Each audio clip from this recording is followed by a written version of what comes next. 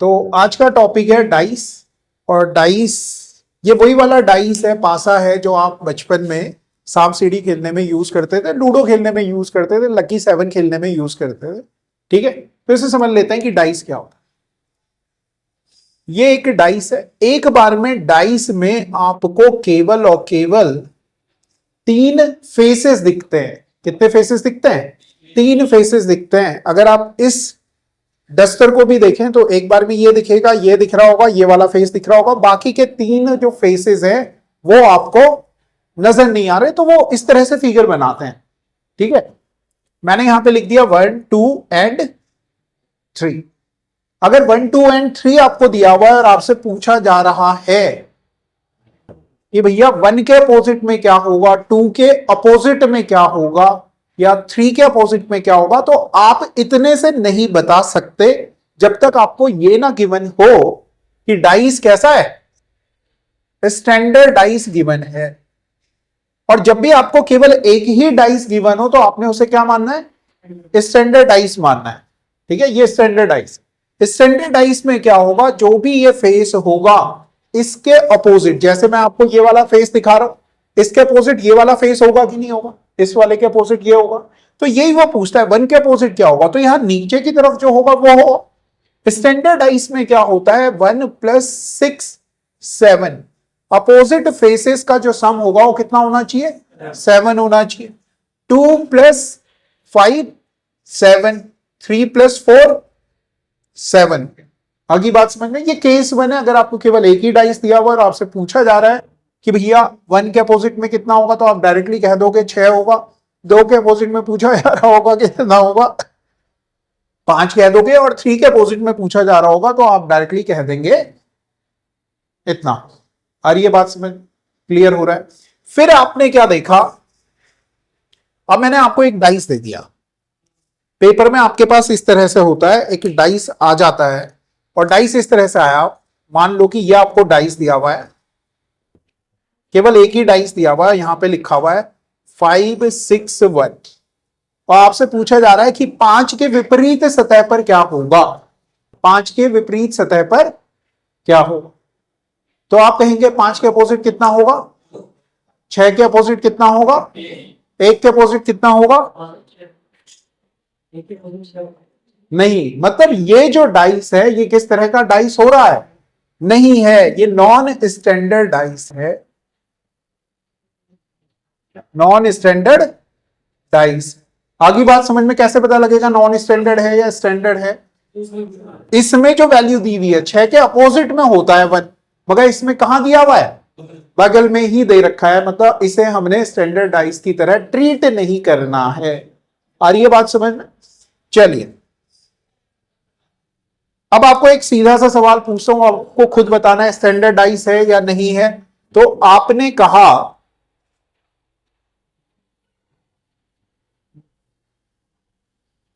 आपको दिया 2 3 6, क्या ये स्टैंडर्ड डाइस है? क्योंकि आपने कहा 2 के अपोजिट में 5 आना चाहिए, ठीक है। 3 के अपोजिट में और 6 के अपोजिट में ये बगल में नहीं दिख रहे हैं, मतलब ये किस तरह का डाइस हो गया? स्टैंडर्ड डाइस हो गया। तो स्टैंडर्ड डाइस ये हो गया। इससे पहले अब इस तरह के डाइस में अगर आपसे पूछा जाए कि 3 के अपोजिट में कितना आएगा, तो आप कहेंगे 4 आ जाएगा। 6 के अपोजिट में कितना आएगा?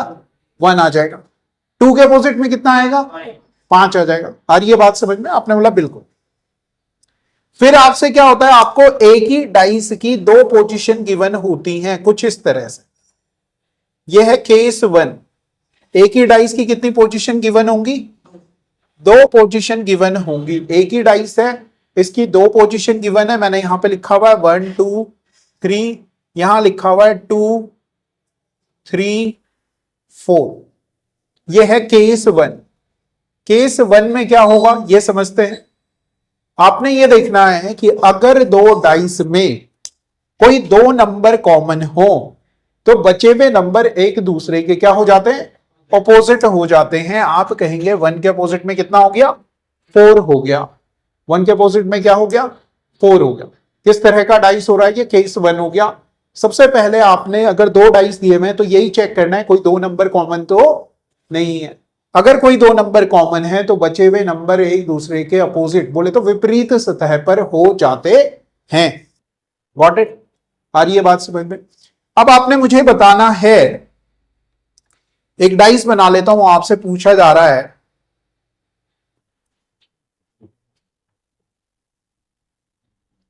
आपसे पूछा जा रहा है, मान लो यहां लिखा हुआ है 5 6 1 5 6 3, तो आप किसके विपरीत बता पाओगे? 1 के अपोजिट बता पाओगे? कौन सा केस बन रहा है? एक ही केस पढ़ा अभी तक हमने, केस 1। 5 और 6 दोनों डाइस में कॉमन है, तो बचा हुआ नंबर दूसरे वाले के बचे हुए नंबर के विपरीत सतह पे होगा या अपोजिट होगा। ये याद रहेगा? आपने बोला बिल्कुल याद रहेगा। केस 1 का हमने एक एग्जांपल भी देख लिया ये इस तरह से। केस 2 पे आते हैं। केस 2 में क्या करेंगे, ये एक ही डाइस के अगेन आपको कितनी पोजीशन देगा? 2 पोजीशन देगा। एक ही डाइस की कितनी पोजीशन दे रहा है? 2 पोजीशन दे रहा है। आपने लिखा 1 2 5, और मान लो कि यहां पे दे दिया 5 6 3। आगे बात समझ में? तो आपने हमेशा चेक क्या करना है? पहले केस 1 चेक करना है। केस 1 क्या कह रहा था? दोनों डाइस में कोई दो नंबर कॉमन तो नहीं है। ज्यादा का वादा करना है, पहले ज्यादा कॉमन मिल रहा है पहले उसे ऑब्जर्व करना है। ज्यादा तो नहीं मिल रहा कॉमन, कोई दो नंबर कॉमन मिल रहे हैं क्या दोनों डाइस में? तो आपने कहा नहीं मिल रहे हैं। अगर दो नंबर कॉमन नहीं मिल रहे हैं तो आप कहेंगे कोई एक नंबर हम कॉमन देखेंगे। कौन सा नंबर कॉमन है? 5 कॉमन है। इसमें भी 5 है और इसमें भी 5 है, दोनों में 5 कॉमन है। अगर 5 दोनों में कॉमन है तो आपने रोटेशन करना है। दोनों में रोटेशन जो है वो क्लॉकवाइज डायरेक्शन में करना है। क्लॉकवाइज डायरेक्शन में इसमें रोटेट किया और इसमें भी क्लॉकवाइज डायरेक्शन में किया। और जो रोटेशन है वो कहां से शुरू होगा? 5 से ही शुरू करना है। कहां से ही शुरू करना है? 5 से ही शुरू करना है। आ रही है बात समझ में? दोनों में आपने रोटेशन 5 से किया और आपने यहां पे लिख दिया, इस वाले के नंबर लिख रहा हूं 5 1 और 2। 5 1 और 2 रोटेशन ऐसे ही किया था। इसमें देखोगे 5 3 और 6 रोटेशन ऐसे ही कर रही हो। आगे बात समझ में क्लियर हो रहा है? तो आप कहेंगे 2 के अपोजिट 6 हो जाएगा, 1 के अपोजिट 3 हो जाएगा, और बाकी बचा हुआ कौन सा नंबर है? 4 बचा हुआ है। वो किसके अपोजिट हो जाएगा? 5 के अपोजिट हो जाना है। ये तो है क्लोज्ड डाइस।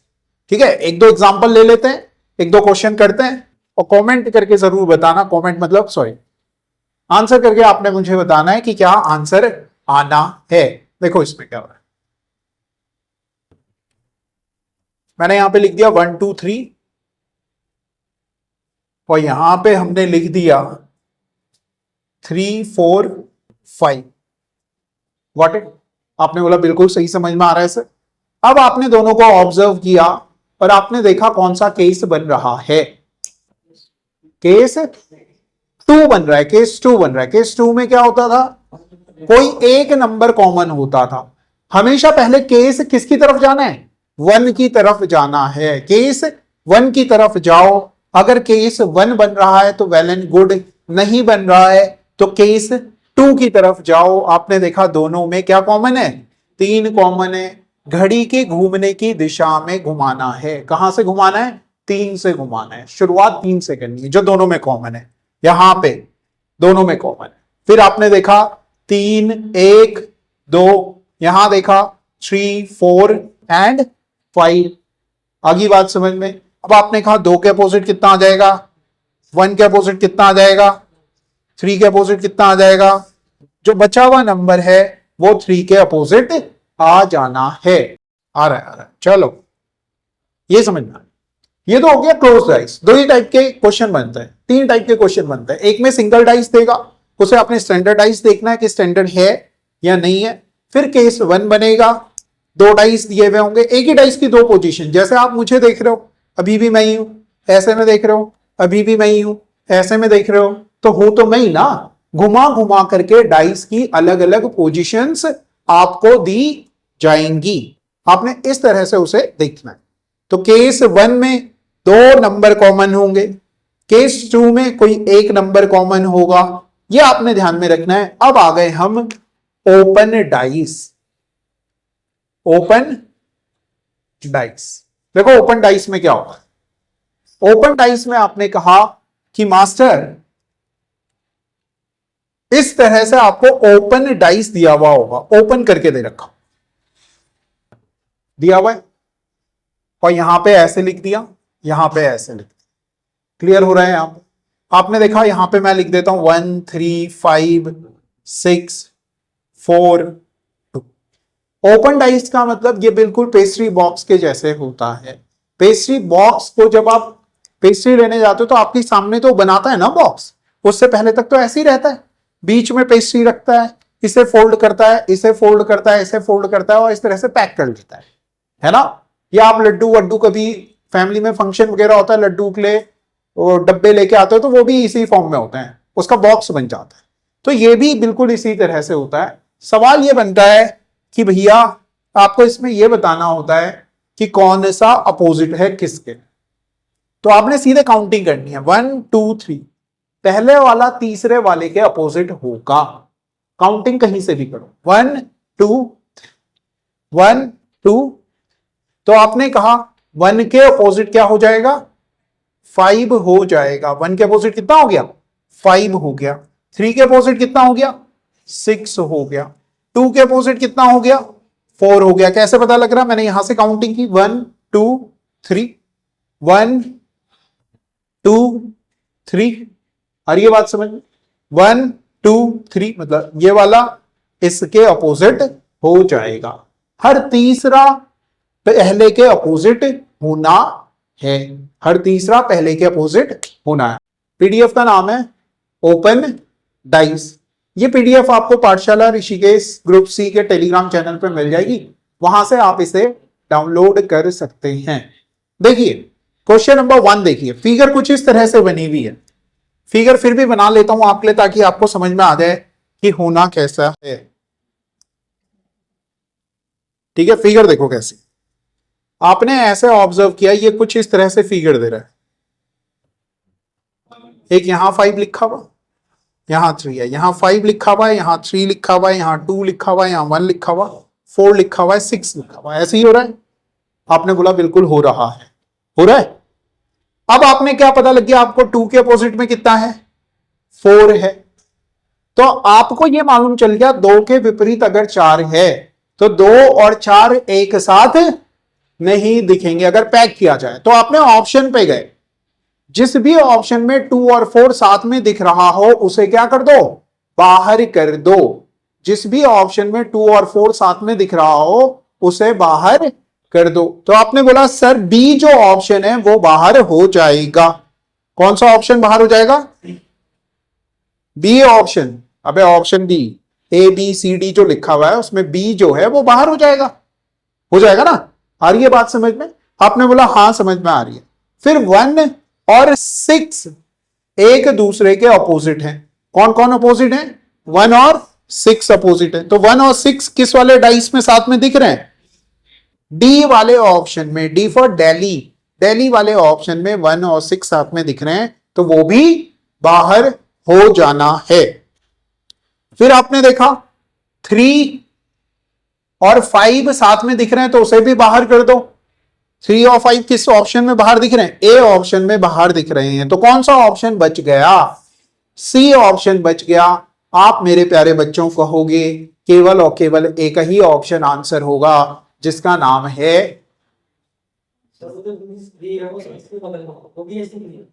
कौन सा? बगल से नहीं है, मैं मतलब हमें यहां पर यह नहीं देखना कि कौन हमसे मोहब्बत करता है।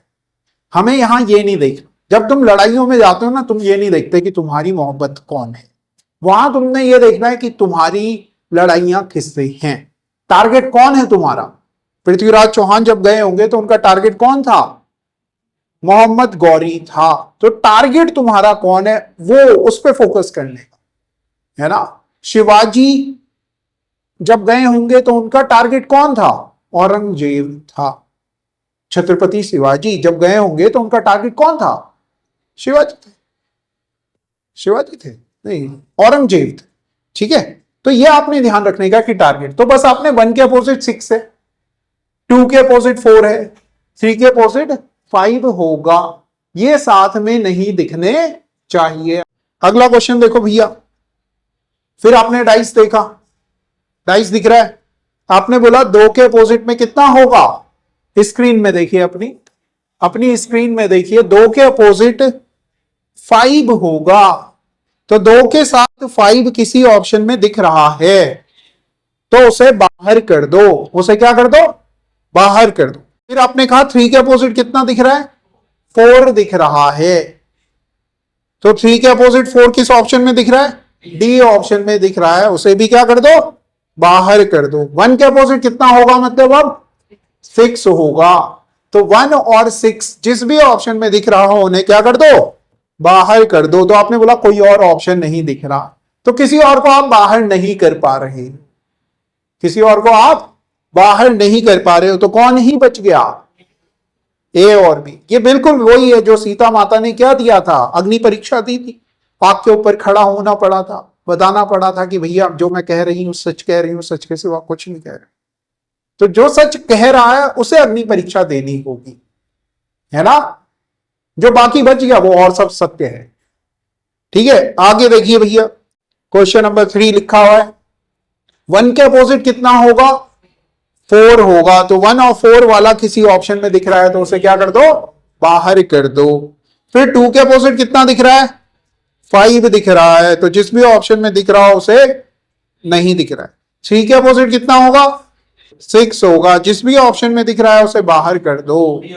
बी और डी, तो कौन सा ऑप्शन बच पाया? सी। तो केवल सी वाला कौन सा आंसर होगा? Only option 1 option, only option C बोले तो 1 है। आगे सबको बात समझ में हो जाएगा? ये पीडीएफ हो जाएगी। चलो फिर ठीक है, थैंक यू वेरी मच। आ गया ना? ये वाली पीडीएफ कर लोगे, कोई दिक्कत नहीं है इसमें? चलो फिर ठीक है, थैंक यू वेरी मच, कल मुलाकात होती है।